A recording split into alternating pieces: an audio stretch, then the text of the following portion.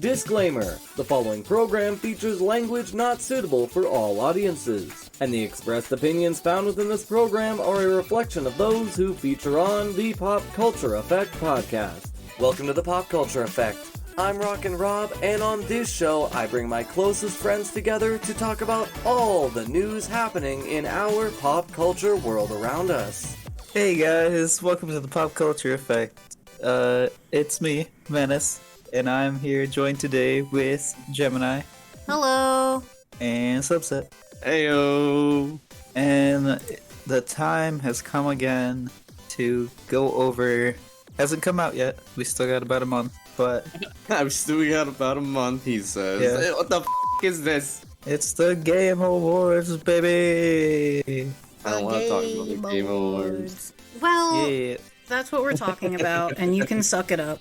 I don't wanna.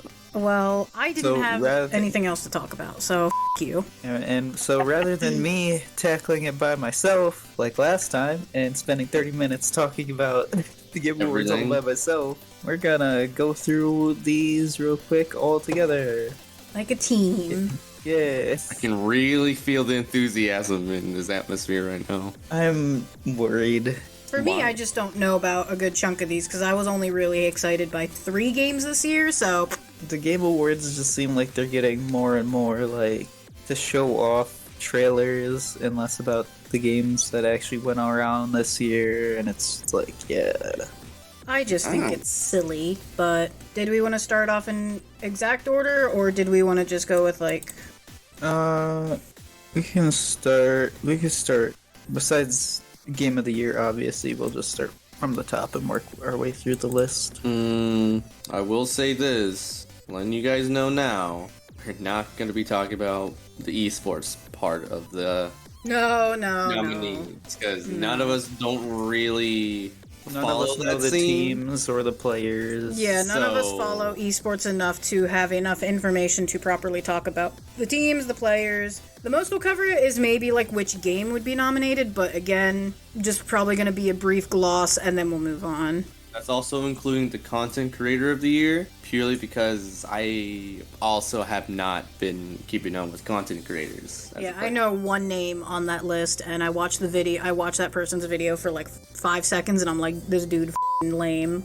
Won't give a name who. You but have that opinion for everybody. I do, Yes. because I'm very, very picky. I only like a small handful of creators, and that list gets smaller with every passing year because they stop creating. Or they come out to be a terrible human being. That doesn't really stop me sometimes. That's fair. Anyway, next we got Best Independent Game, so get ready because none of us are gonna know any of these. Nope. We got Animal Well, Balatro again, Lorelei and the Laser Eyes, sorry, Neva, and UFO 50. I know none of these. I don't know. I have never heard of We are very any of these. uncultured.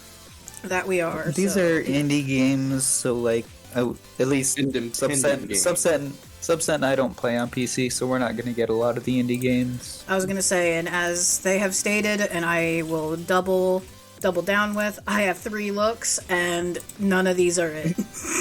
I have heard of Annapurna Interactive, which is Lorelei and the Laser Eyes. I have heard of Annapurna Interactive. What game? Where did I'm just double checking to see what games they have played because that is very familiar. Oh, they were Outer Wilds. I'm just curious because I feel like I've played an Annapurna Interactive game and I don't remember which one. Maybe I didn't. I could have sworn I did. Maybe it was Outer Wild. No, I didn't play Outer Wild. Donut County. That one was a fun game. I don't know. I still haven't heard of any of these games. I haven't either. But for the next category, again, we got Best Indie Debut Indie Game, Animal Well, Balatro, Manor Lords, Pacific Drive, and The Plunky Squire. So, I have heard of Manor Lords. I haven't played it yet. And it seems fun, so I would give it to Manor Lords. I haven't heard of the other I've ones. heard of The Plunky Squire before. Plucky. Plucky Squire. Bleh. And that's the thing, I don't know if all of these are relatively similar or not. I don't think they are, because Manor Lords is like a It's kind of like a mixture of like a city builder and like a resource management type of game, kind of similar to not so much Civ, but more like Age of... would it be? No. Kind of like a City Skylines kind of thing, but it gets a bit more in-depth and everything. It's like I would say it's kind of like a mixture of City Skylines and like those Age of Empires Civ games. Sid Meier, Sid, whatever. It's kind of similar to that. They're definitely not the same type of game because the Plucky Squire's a 2D, 3D adventure game. Okay, yeah, then that's kind of rough to kind of put all these different types up against each other for indie games, but I don't know. I guess it would depend on the story. At least for me, it depends on the story they tell and how well they tell it. And that's the thing with Manor Lords. It's not necessary. It doesn't. I haven't played it yet because I've been kind of waiting for it to either come off of like game preview or whatever. Because it is on the Game Pass. That's how I've seen it, and I've been tempted to play it. But that one, like I said, that's like a builder aspect. So that I don't know if that one necessarily has a story per se. But yeah. But anyway, moving on to everybody's favorite thing: best mobile game. Yeah. Okay, so we got AFK Journey, Balatro again. It's everywhere. Pokemon trading card game Pocket, Wuthering Waves, and Zenless Zone Zero. I'm honestly gonna give this, and I hope it goes to Pocket TCG because it's very good. It's not like a pay-to-win type of system. It's literally you can collect the cards, make decks, battle with it. You can battle your friends by making custom games. There's going to be trading in it soon. You can get full art cards. You can get alternate art cards. Everything that everyone loves from collecting cards, just in a virtual form. I don't do mobile games. Me neither. That's fair. I feel like it's going to be AFK Journey or Zenless Zone Zero because they're the big boys, but... I feel like AFK Journey is going to be the one. At least I know that one. I don't play them, but at least I know that one. That's fair. Next, we got best VR or AR games, so get ready for more games that none of us know. Yeah, I don't like VR. Hey, speak for yourself. We got Arizona Sunshine Remake. We got Asgard's Wrath 2. Batman Arkham Shadow, which I actually have heard of that one, and that one looks badass. Metal Hellsinger VR. And then Metro Awakening. Yeah! I've actually heard of the 3 of these, so I know Hellsinger from the console version, and that's where you're essentially a demon and you need to shoot your guns to the beat of the song that plays in the background as you're going through the levels. I feel like that's gonna be disorientating in VR because you're dashing around and it's not that bad. And I don't know, I'll let you talk about Metro if you want because I know you're... By all means. Dude, I've been following this game for a while now, and when I found out it was announced and it was coming up, and boy, oh boy, am I excited. A whole new story within Metro, new characters, new purpose, and new possibilities of using the powers of the Dark Ones. Do we get to know more about them? Yeah, so far. Well, like I said, we're going to be able to use their powers. Oh. Yeah. That's an option, but I don't know if that affects you on your morality standpoint. I don't know if they're using the morality kind of system they had in the first and second one. But, I can't wait. It looks great. That's fair. I think it should go to Batman. No, Batman. Metro. Okay, I can't say anything, because if this is the Arkham one that I think of, it's good gameplay, shitty story, to where... Because if Arkham Shadow is the one I'm thinking of, it's the one where it's all a dream at the end, which kind of makes me sad. It's fine. It's fine. You good there, bud? I'm looking real quick to see. Yeah, this is the one. Yeah, I'd probably give it to Metro then. Metro's gonna have the scare factor of VR working for it. Like you said, apparently we're going to be able to get Dark One powers, so you're going to be able to be shooting off electricity at people and shit like that. But next one, we got Best Action Game. We got Black Myth Wukong again, Call of Duty Black Ops 6, Helldivers 2, Stellar Blade, Warhammer 40k Space Marines 2. So, I do want to bring this up for Black Ops 6. If we are going just by the campaign, I believe this deserves to be in the nominations, because the campaign is great for this game. I do, however, Warhammer definitely should win this category.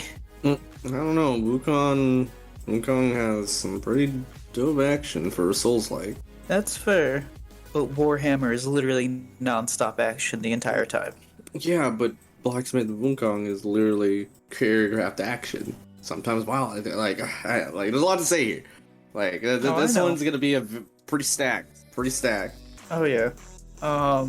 Best action adventure game is our next category. We got Astrobot, Prince of Persia: The Lost Crown.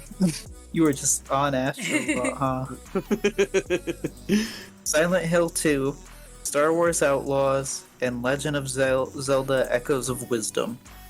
I mean, I didn't see Silent Hill 2 as an action-adventure game, though. No, I didn't either. And, okay, so I did want to kind of bring this up back before, when we were talking about the whole Shadow of the Erd Tree. How does a remake make you eligible, but, like, because I know they changed some stuff, but it's still technically, like, the same game, right? Again, and this is where I think it makes it more eligible, is the fact that, as the name states, this is a remake. They remade this game from the ground up. This isn't something where they had...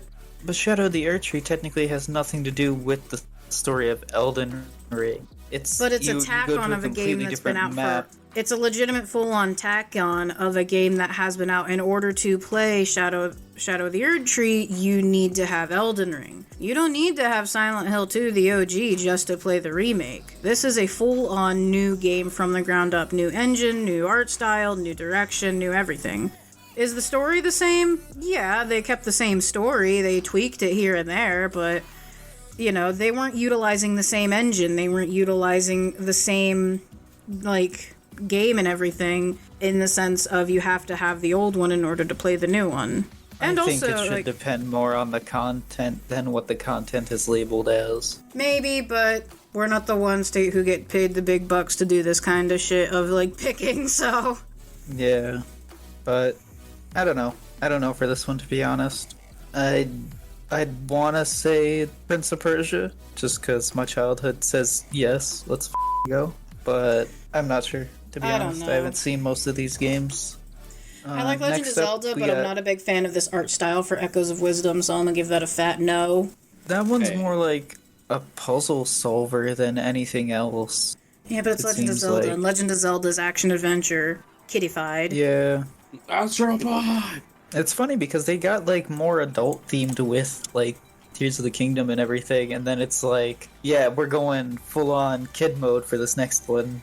They do that, they'll, like, yeah, they'll flip-flop back and forth. Which is weird, because, like, I really just want a Zelda game where we get to see the badass Zelda that, like, the Zelda game about Zelda, you know? What the franchise is called. Well, that's what this one is, technically. Yeah, I know, but, you know, like you, I want to actually be able to use Zelda as the character. To not go on too much of a rant, Dren, I don't know how much you know of Legend of Zelda, but Zelda is a ninja, a warrior, yeah, I know, connected to the goddess race, a master archer, and just straight up apparently now has the power to copy her enemies and brainwash them. Like, yeah, I know. She's basically she's basically the reincarnation of the goddess Hylia. Well, the thing is, we also gotta keep in fact, like, depending on which tradition of her has those qualities, you know. Well, most of those qualities were from the Breath of the Wild one.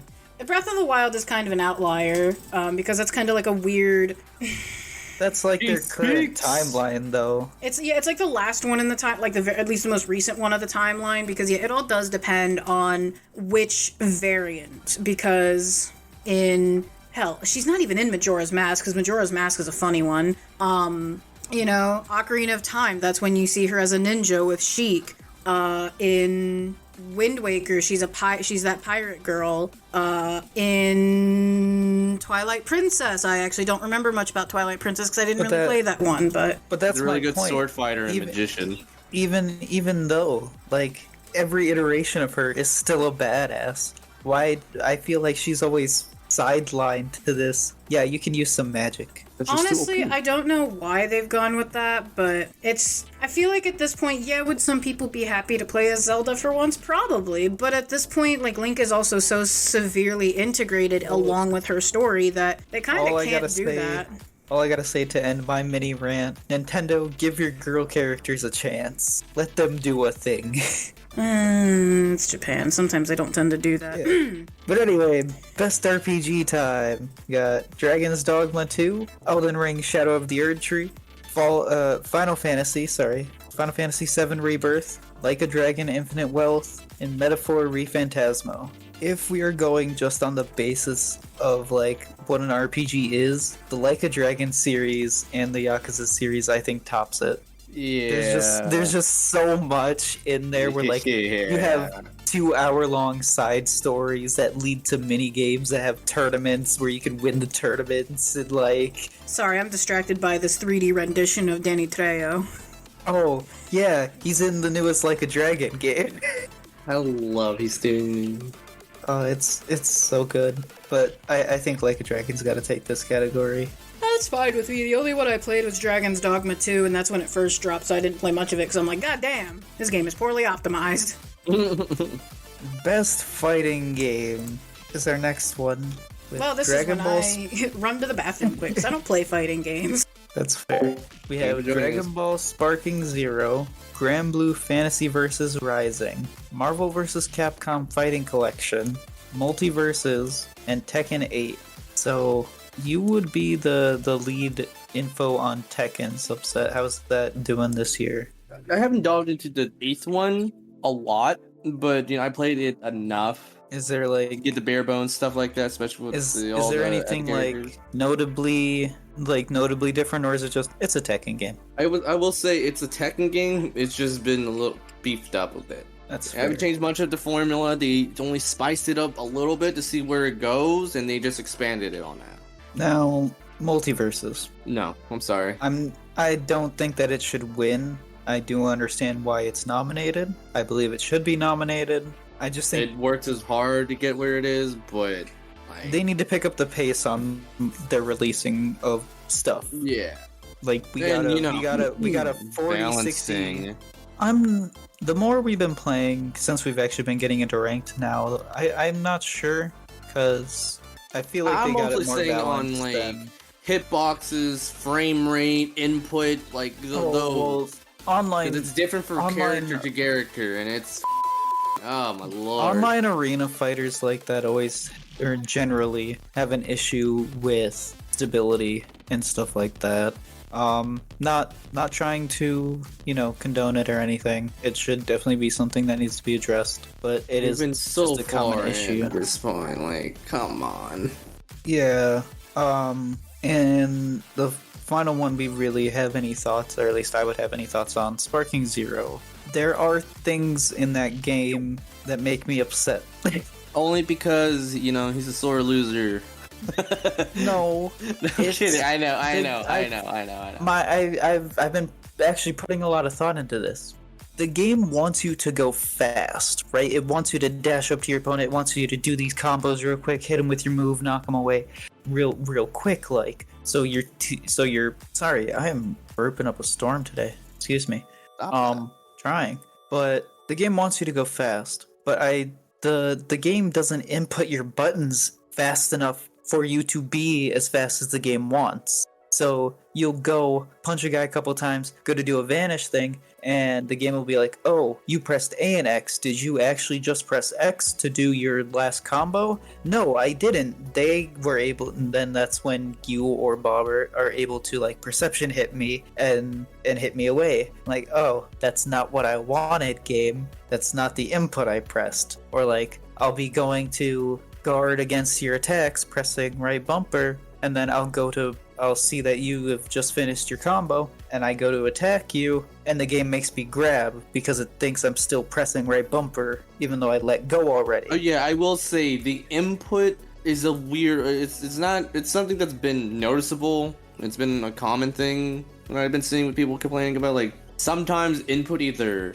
slows, thinking you're still doing one, or trying to do another. or when you're trying to start and it just does not register, specifically when you're trying to use the right trigger and whatever X, Y, or B for Xbox, because that's the only one I play, to use one of your moves, and you just do the little weird pose thing, or you're not really doing it. It just doesn't put in. I cannot get over this enough, and it pisses me off to no end, because we've been playing this a lot, and I like Sparking Zero. I have a good time, until the game starts f***ing me over. And the thing that f***ing me over every time is when I'm going to transform into a Super Saiyan form, or I'm going to fuse, and I press up on the D-pad, the menu comes up, I press X, or I press Y to go and do that move, and my character does a normal attack, or does a normal key blast with the transformation menu up for no reason, when those buttons should be assigned to the menu that I've pulled up. Yeah. I cannot tell you how many times I have pulled up the transformation menu, gone to transform as you're coming at me, and then I just press X, and then I'm instantly in your attack range. And I'm like, okay, game, thanks.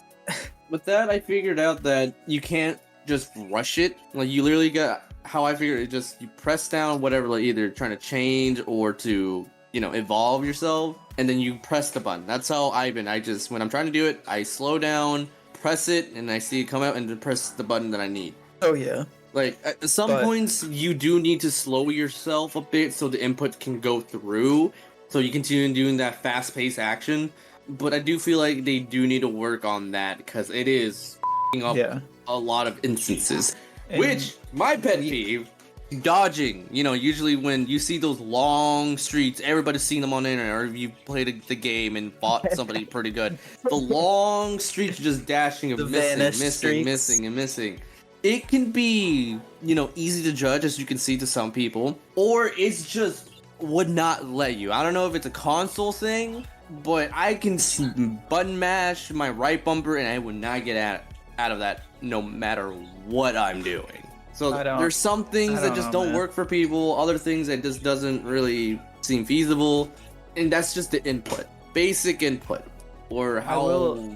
I'm just going on a rant. I don't know how to finish that sentence, to be honest. I will say, though, for all of the negative things that we've been saying, I have been having a lot of fun, and I will say, out of all these, I think Sparking Zero should win this category, because it's a visual spectacle. Every transformation, every blast, move. Like, you try to close up, like, it actually feels like you're watching an episode, depending on which character you're going on. It's always different, usually, but, like, it's a spectacle. It's an actual big fight. What do you expect out of it? Other than, some people being, spammers, and, abusing the system, which unfortunately happens to some, if not all, fighting games or games that just have a certain system goes, and you'll find a way to just be annoying. And take the fun out of it. Next category, we got Best Family Game. So next up, we got Best Family Game. We got Astrobot. Yeah! Princess Peach Showtime. Super Mario Party Jamboree. Bless you. Thank you. Sorry about that. You're good. The Legend of Zelda: Echoes of Wisdom. The Plucky Squire. I will go with you on this one, so I think Astrobot should win this one. Or Mario Party Jamboree, only because when they came out, they did a big thing with St. Jude's, and all the streamers and stuff were playing Mario Party Jamboree, raising money for St. Jude's. Yeah, I can respect that. I feel like Astrobot, as I've been going on, but I feel like Princess Peach Showtime may have a good time on that docket, along with Legend of Zelda: Echoes of Wisdom. I feel like those three are practically going to be the top, in my opinion. Astrobot all the way. Come on. Here we go. A category for Trin. Best Simmons Strategy Game. I mean, of the ones that are on here, we got Age of Mythology Retold, Frostpunk 2, Kunitsugami, Path of the Goddess, Manor Lords, and Unicorn Overlord. The only one I even know of, wow, okay, that's a lie. I know of Age of Mythology and I know of Frostpunk. I've never played them. I feel like it would probably be between maybe Manor Lords, Age of Mythology, and Frostpunk, with them maybe coming down between Frostpunk and Age of Mythology, because I think those are the more popular games. I mean, Age of Mythology is old as hell. Well, Age of Mythology is the newest one, isn't it? It's retold, so it's a remake or remaster. Okay. So again, we'll go back to your thing of why is it here? Because I'm pretty sure from the creators of Age of Empires, I'm pretty sure this Yeah, because I know it's the next one in Age of Empires. Yeah, I think it's basically just like, because they've made an Age of Mythology game, but yeah, it's Age of Empires, but with mythology.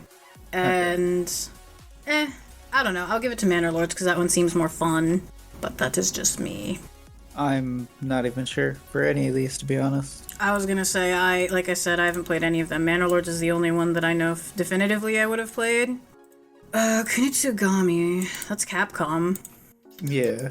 Video images. I don't know, this one looks kind of goofy if I'm gonna be honest with you. And then, Unicorn Overlord. I should have looked into some of these. That one also looks goofy as hell. I think it's gonna be between Age of Mythology and probably Manor Lords, or maybe I'd say it's between those three. The other two look a little dumb.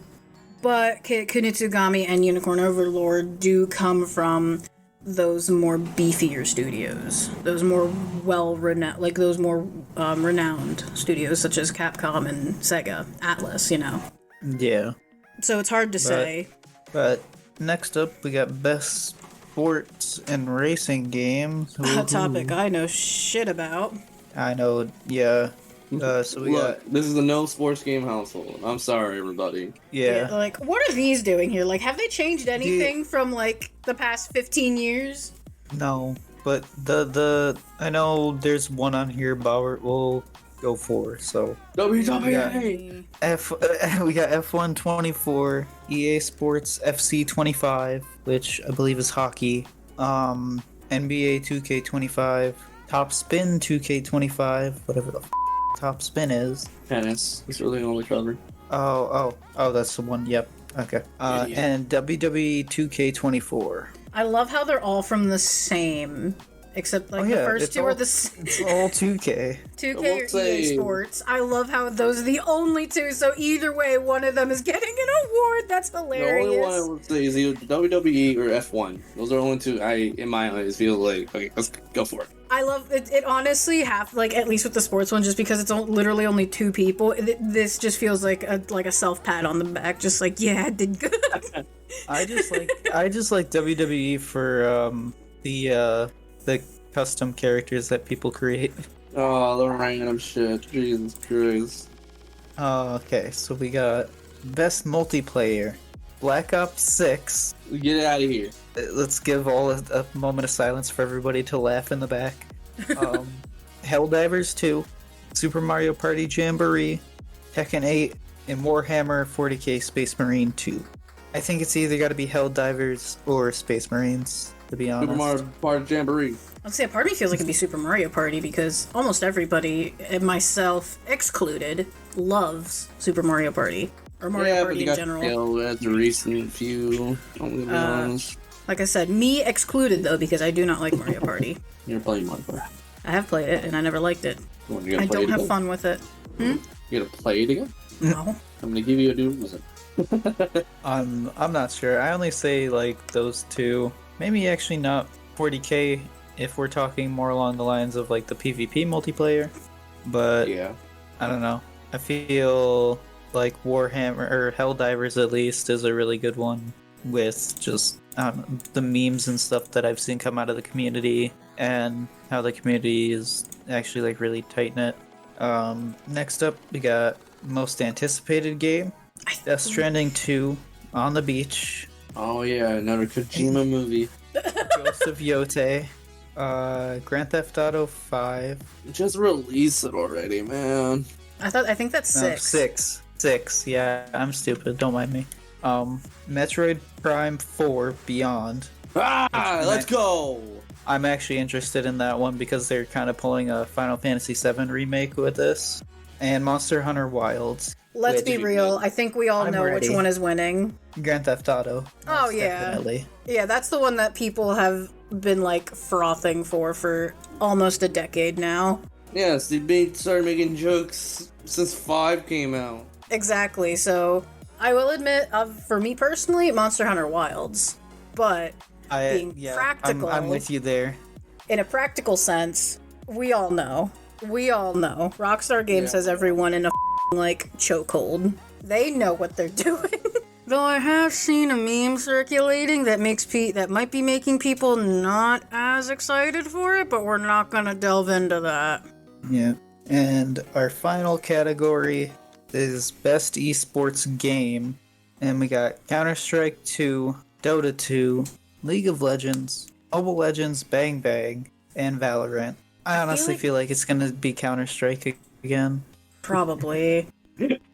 Maybe Valorant, but I haven't heard much about it. Like, besides the Arcane crossover that they've had, there's nothing been really to push them. Yeah, and League is shit, I say, as I will probably be playing it afterwards. But see, I know every year it's either going to be League or Counter-Strike. It's just a matter of which one it is this year. And maybe they'll do a trade-off. Maybe it's like, I'll pass the stick to League this year. Maybe with Arcane, League will pull ahead this year. And they might, because it's hard to say, but it's probably between those two.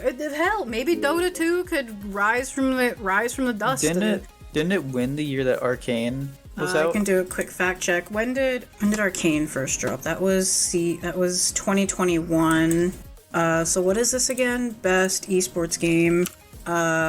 Yes, it did. Yeah. So it might win again this year. Yeah. Just due to Arcane. And that's hilarious. And we all know that Heavy as the Crown is gonna play as they walk up and accept their reward. My enemy. Imagine Dragons coming up with them on stage. I doubt it, but to be fair, Imagine Dragons is their like go-to band. 9 chances out of 10. Dragons and now Linkin Park. I still think Imagine Dragons is still like their little baby in the corner. Dragons. They've used them so many times. I don't blame them, but that is their little baby band in the corner. Is Mobile Legends Bang Bang? That sounds so stupid. I said our last category. I'm stupid. We didn't even do the final and most important category. Oh yeah. The game of the year. So we got We got Astrobot. Yeah, there you go. You already said it. Balotro. Black Myth Wukong. Elden Ring Shadow of the Earth. Here. Final Fantasy VII Rebirth. And Metaphor ReFantazio. I honestly think it's either going to be Shadow of the Erdtree or Final Fantasy VII Rebirth. I do not think, as much as I love Elden Ring, I haven't gotten a chance to play the DLC. I don't think it should win it, though. Yeah, it's a DLC. I'm sorry, it should not be up here. It's a completely another game. It shouldn't. It's a DLC that shouldn't be. It shouldn't be labeled as DLC. But it is DLC. It is DLC. In order to play it, yes. I do not care whether or not the DLC is practically a whole new addition to it could be counted as a whole new standalone game that is alongside Elden Ring. It is still a DLC. The only way you can play it is if you have Elden Ring and you play the game so far to get to the point of the DLC. And from what I've even heard, you technically have to play a lot of it because it is a very difficult DLC in the sense of skill cap. Not even skill cap. I don't know. I haven't touched it yet, but I've heard it is relatively difficult. So it is still the fact that while it may seem like it could be standalone, it is not. As such, I do not believe it should be here. I'm not trying to discredit it being garbage or any of that. Yeah, I love Elden Ring as well. It's good DLC, but again, it should not be up here against other full-fledged games for Game of the Year. I think it should. This, I honestly feel, is just kind of a cheat way for Elden Ring to get Game of the Year again. I believe there should have maybe been a category for Best DLC. If that was the case, yes, but it's not. This is for Game of the Year, and Elden Ring has already won Game of the Year once before. It doesn't need it again just because it released a very good DLC. Because that then perpetuates the thought process of games need DLC when they don't. Oh no, I think that given if other games did this, it'd be fine for other people. And we don't want that. This is the Game Awards. We're talking about like the picking, not like DLCs within a game. I'm more saying that I think this is more because it's Elden Ring thing than it is because it's a DLC thing. And that's what I'm saying. This is essentially a shoehorn for Elden Ring to get another award on top of it. I don't think that is right. And you should let the other games that have been in development probably longer, or games that are advertising to be full-fledged ones, to have a chance. Exactly. All this lineup is either going to be Astrobot, Black Myth Wukong, or honestly, Metaphor. Because Shonen games. I would probably give it to Black Myth Wukong. I've heard a lot of good things about it. Haven't touched it yet, but I feel like that could be a pretty decent contender for it. That's true. And we all gotta wait until the actual Game Award. Yep, that's gonna be in December. Yep. And I'm not gonna watch. Nope. Which means I'm gonna be stuck watching it again to cover the winners for you guys. Or just find a list, don't worry. Yeah, I'll just find a list and we'll go over it. But yeah, that is it from us today, covering the nominees for the Game Awards coming up. Astrobot, let's go! We all see where Subset lies in all this. But yeah, anything that you guys have to add? Any games that you wish were on there? I mean, yes, but I understand why, so no. Okay, well then, that is going to be it from us. If you are watching on YouTube, make sure to like, comment, and subscribe. If you are watching on CJSW, make sure to check out the other channels that are there.